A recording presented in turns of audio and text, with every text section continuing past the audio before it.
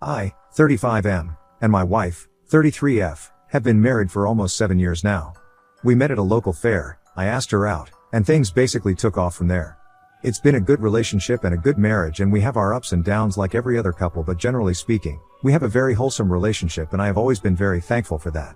We weren't trying for a child for a pretty long time because we wanted to make the most of our relative youth while we still had it, but last year, we decided to change things up. My wife, let's call her Naomi, got pregnant and we had our baby at the beginning of the year. I've always wanted to have a kid, so when my daughter was born, it was genuinely the happiest moment of my entire life. There's nothing that I can say to describe it beyond that. Adjusting to parenthood is hard though, and it became pretty clear how much it ties up your life. If you don't have dependable friends or family around, it becomes really hard to have a day to yourself unless you're open to paying a nanny to take care of your kid. That was an expense that me and my wife really can't take on, so we passed on that. But anyway, it was clear that if we wanted to go out to eat at a restaurant, we would need to arrange with someone to watch the baby, and it really wasn't that easy since we don't have many family members living close by. I'm not complaining, I'm just explaining how things were. It was because of the way things were that I decided that we needed to get a baby monitor. If the baby was sleeping, as babies tend to do for very long times at a go, we could potentially go somewhere extremely close by and rush back if the baby started to stir or wake up. I know on paper, it sounds irresponsible, but honestly, not having any spontaneity was starting to weigh on us. I discussed it with my wife and she was apprehensive about us leaving the baby at home for extended periods, but I told her that we would never go hang out anywhere that was more than a 5-minute walk from our place. Ultimately, we left the decision hanging, and I expected that we were going to talk about it again at some point. Naomi works at a place of her own on the corner of our street, selling flowers and floral arrangements. She's always been a creative type and she has always loved flowers, so I basically lent her the empty store, which my uncle left to me after passing away from cancer, to use rent-free. I had no idea what I was going to do with it, and her having such a well-located store was definitely going to be to both of our benefit. She has a couple of girls who work for her, so she doesn't always go to work, but she does on most days. I work remotely, so it works perfectly for us. On one of those days that she did, I decided to buy a Wi-Fi baby monitor on Amazon on a whim. I did recognize before I purchased it that we hadn't both concluded and agreed on getting it, but I really felt like winning her over wasn't going to be some kind of big ordeal. It came the next day when she was at work again, so I set up the little camera in our baby's room.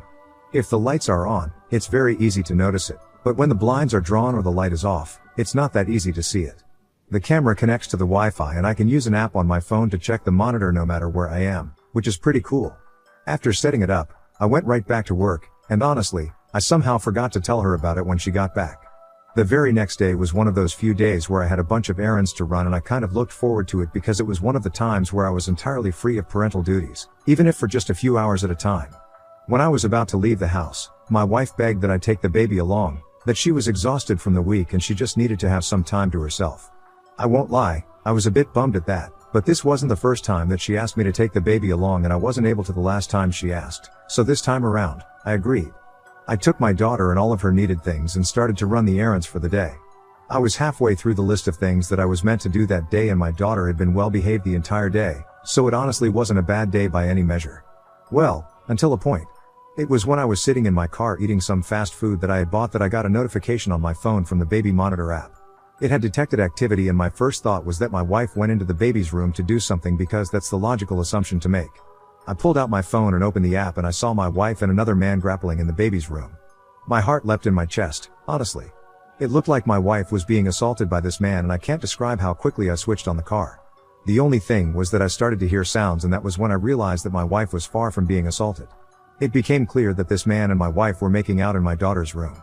Looking back, I'm still shocked at how rapidly my concern for her turned to a fiery hate.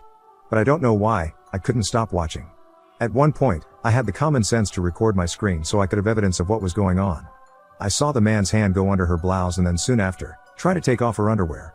It was then that I heard her moan, and I literally watched as the man bent Naomi over the edge of the crib. I think it was then that I just tossed the phone aside. I wanted to scream and I wanted to punch something, but I had to keep my composure because my daughter was sleeping. But do you know how helpless I felt in that moment? I wanted to drive back home so badly. I wanted to go back there and hurt him and hurt her, but the only thing that held me back from doing something very stupid was my baby. Was that the reason why she asked me to take the baby along? Was this what happens every time she asks me to take the baby with me? Would she have done it even if our daughter was still at home? My wife and another man were being intimate in my daughter's room, and that was the part that disgusted me the most, to a level that I struggle to actually describe. By the time I picked up my phone again, the room was empty. I honestly didn't know what to do and I sat down in the car until my daughter woke up. By then, most of the places I was supposed to go to had closed and I literally only had one errand left that I could run. I don't know why, but I still went ahead to do it. I think I needed something to take my mind off it because I knew the alternative was me going home and I was genuinely scared of what might happen if I went before I got my head on right. Eventually, I went back home, and while she was concerned about me getting back home so late, I made up some stupid excuses that she bought. I really wanted to confront her but I had to use every ounce of my self-control not to because my emotions were way too charged. I waited till she went to sleep and I sat in the living room until daytime. This is where I really need help because I'm freaking losing my mind. This was 2 days ago and I've been struggling not to completely tear into her, especially because I have the advantage of evidence. She noticed the baby monitor yesterday and I told her that I had just bought it so that she wouldn't suspect that I was onto her.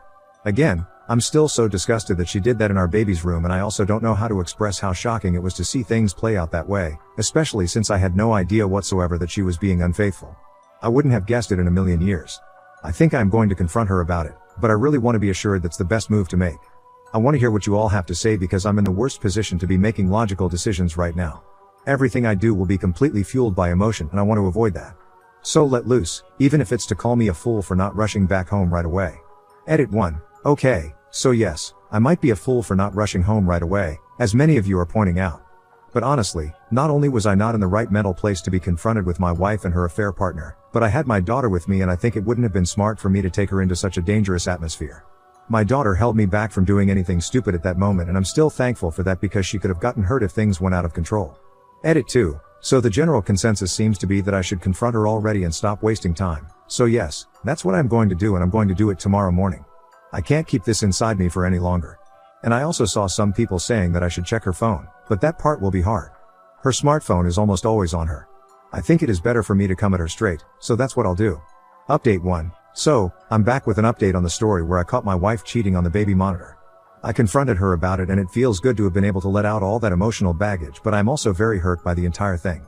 Let me try my best to recap what happened. That morning, when Naomi woke up, I gave her about an hour before I asked her to sit down so that we could talk. She seemed worried and kept asking me if something was wrong, but I didn't say anything in response to that. I started off by telling her when I had bought the baby monitor, but she just looked at me confused. I said nothing and she only replied with a drawled okay. Then, I told her that the baby monitor was already operational on the day that I ran errands. She still looked at me confused and I really didn't want to say anything.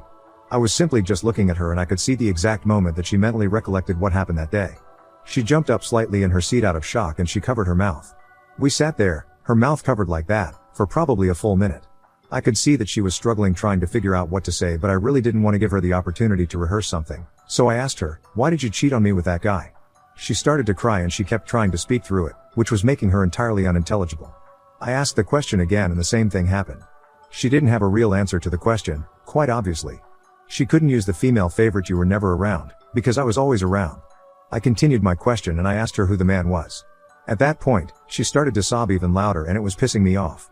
This went on for almost 10 minutes before she finally started to calm down.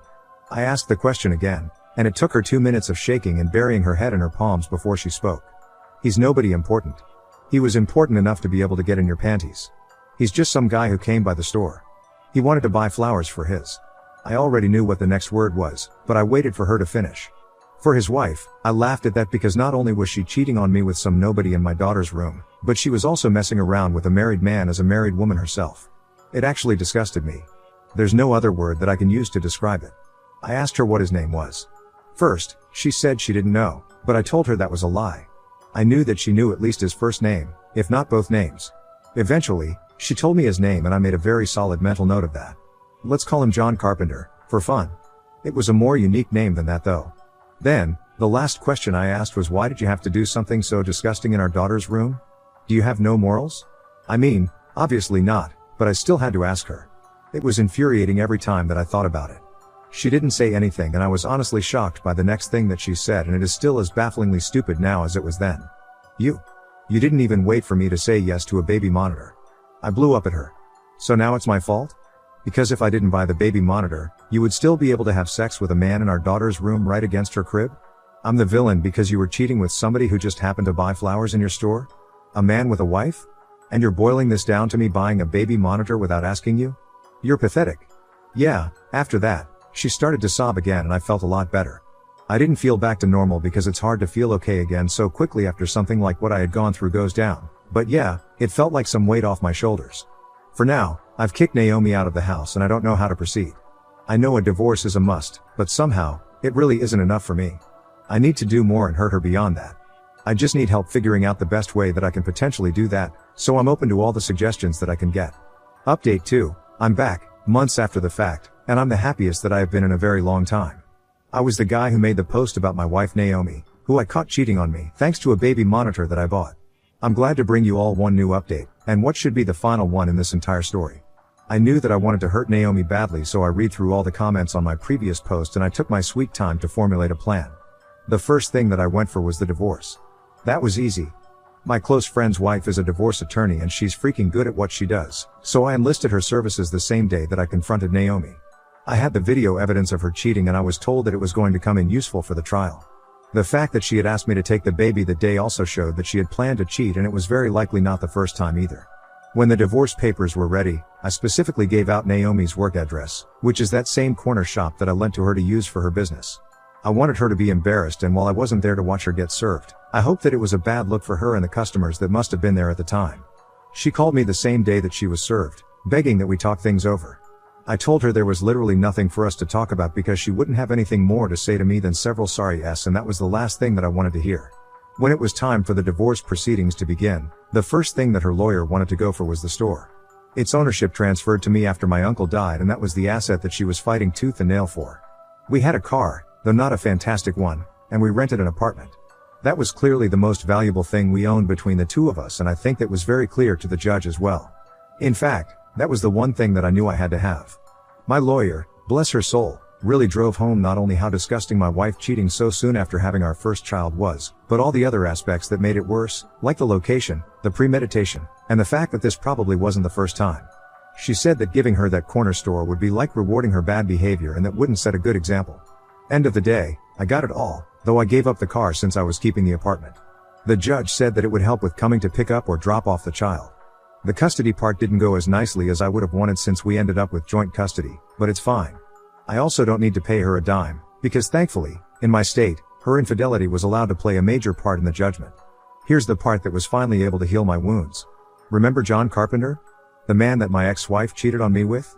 I found him on Facebook. It took me 2 minutes to find his wife, and I messaged her.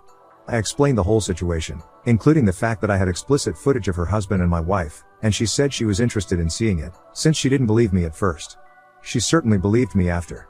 I had to do a lot of consoling, but it seems like things are going to hit the rocks on that side of the sea, and that makes me happy. Poor her though. She'll end up better off eventually, at least, like I have. The next thing was me letting my ex-wife know that she had 30 days to vacate the store. I walked into the store and told her this face to face, over a month after we divorced, because I wanted her to let her guard down, and it worked beautifully. She cried and even offered to start paying rent for the spot, but I said no. My eventual plan was to rent the place out, but I absolutely refused to make her my tenant. Nah, I needed to make sure that her lovely shop was no more. Sure, she could carry her brand elsewhere, but at least then she'd need to pay a lot to make it work, and that is fine by me. As I type this, that store is vacant and I'm looking for a proper paying tenant. Her IG page still says that the store is closed indefinitely for renovation, but I'm glad that I know that's a lie. She's trying to save face, but it's not working very well, as it is now very evident that the physical location is no more. She's called me about 3 times in the past month simply to ask me to forgive her and let her use the store again, but I'm not swaying on that. Not at all, and it makes me glad. This is really the happiest I've been in a while, and it sucks it has to come through revenge, but it is what it is. I'm glad I got to hit back at her in the end, and I'm glad it is hurting her just a fraction of the amount that it hurt me. Now on to the next story. Story 2. Volunteered at a charity shop for months and ran it alone, but when I applied for a paid job, they gave it to the boss's friend's daughter and offered me an unpaid promotion instead. I've been volunteering in a charity shop since about August last year. I initially started to get myself back into a routine and work ready for being out of work for so long. I really enjoyed it and it's given me so much confidence. Unfortunately, the manager had to take sick leave because she needs an operation. The assistant manager handed in her keys and quit because no one from the other stores would come in and help her cover a day for her, so she was basically doing everything. The shop had to close for a while till they found someone else. When they did, I came straight back because I had started to fall backwards in myself and needed the routine again. The new, floating manager, let's call Mary, is 19 and had no idea how to run the shop. Her mom is the company's customs manager for this area. She is also best friends with another lady who runs one of the other shops. She has 2 daughters, one is running another shop. This is not a family-run business. At first it was very unwelcoming and they changed how we worked. I gave it time because obviously she's new to this and doesn't really talk to anyone. Eventually over time we became friendly, work well together and have a laugh. A new assistant manager had been hired who is absolutely amazing and we get on very well. He has recently gone to another one of the stores to run it as manager. His job became available so I asked about applying. Mary got really excited and wanted me to apply. She helped me with interview questions, gave me the opportunity to run the shop for a few days completely on my own, which went very well. At first she wasn't doing the interviews, it was her mom and someone else. When it came closer I got informed that her and her mom was interviewing me. I got excited because I thought I was a shoo-in as Mary had expressed if she could pick then it would be me. A day before, I found out that the lady's other daughter was applying too. I knew from then on it didn't matter what I said or did I wouldn't be getting it because they are all very close. Mary's mom rang me to say I didn't get it the other girl did, making out it was some random women, even though I know it's the daughter, but that I did very well and they wanted to make me lead volunteer. I have been there for months, run it on my own, cashed up, opened up, everything. I know how to run it better than Mary does. I want to leave because I feel like I've been screwed over. I'm going to complain to the higher up because I feel it's unfair to basically say I have the job, but then give it to your best friend's daughter. Comments. Rare Selection 2348. Don't bother complaining. Don't bother going in again. NTA Magdovis. Don't bother telling them. Let them work it out for themselves. Old_web 8071. Complaining probably won't do any good. Best bet is to walk away and find a job that pays. Or some other charity until you do. And don't give a notice. At the end of a day, just say, I'm not coming back to work here and leave. Preferably when you know they will be shorthanded because other people are already taking off. It's up to you if you want to give them a notice or reason you're leaving. Me? I'd just say I'm not coming back. Foolish Pleasure 99. Yes, don't complain, leave. Any notice up to you. They will quickly learn nepotism is not a management strategy, will suffer, and will cover that all up or chalk it up to learning on the job. I do not see anyone reaching out to admit they made a mistake and if you stay you're just a doormat and will have to run the place without pay or recognition. Update. Thank you for all your messages. I didn't expect anyone to reply. I left, I went in and it was really awkward. So when I finished for the day I told Mary this is my last day. She was shocked and didn't really know what to say. I walked out knowing that most of the other volunteers will probably leave soon too. Either for paying jobs or because they are getting annoyed with how it's run. I'm also going to tell the higher ups about it because I don't want them to get away with it. It's not the first time and someone in the comments pointed out that corporate might not know what is going on and it's not fair to anyone. Comments. Cabrisha 9. Mary must be really dense if she's shocked. Ankle Biter 42. You'd be surprised at how stupid people like this can be. Either that or she thinks she's manipulating Op Salt Lavishness 7560. Of course she's shocked. I mean they were going to make Op the head volunteer. I can't believe Op is throwing away that kind of opportunity. Screw that money. Everyone should be scrambling for those unpaid volunteer hours. /S Stephen Allen 1977. Honesty, this was the best course of action for you. If you are in the UK it does not sound like there was a fair recruitment process given that there was favoritism to someone who did not have experience. Utah Cyan. Nepo hires. Happens everywhere. They usually end up in disaster, but you have to wait for the disaster for anything you change. Deleted. If it's a large company they will not happy that a relatively nothing person, the mother, is pissing up good people for her little Nepo babies. Fries with shake booty. Even though I know this happens, it still makes me angry. Hi, person who knows how to run the store. We decided the better candidate is the person who knows nothing. However, we'd like to give you a sparkly title and more responsibilities, zero pay. Cool, right? Prize_Fox_9163. They're trying to protect their backs. They needed someone else applying so they could say they followed the proceedings and selected the best applicant. In this case, as Oop was highly qualified, if the nepotist protege was selected she must be a great candidate. So Mary cast the bait and Oop bit it. And OFC, they wanted to give Oop some crumbs, they didn't want to lose her. Mfiskety, Oop was already giving them maximum effort for nothing, they weren't ever going to pay her. Dave024, yay, most of the comments seem to be glancing over the fact she was just volunteering there. It's not surprising a business wouldn't want to give up an employee that was working there for nothing.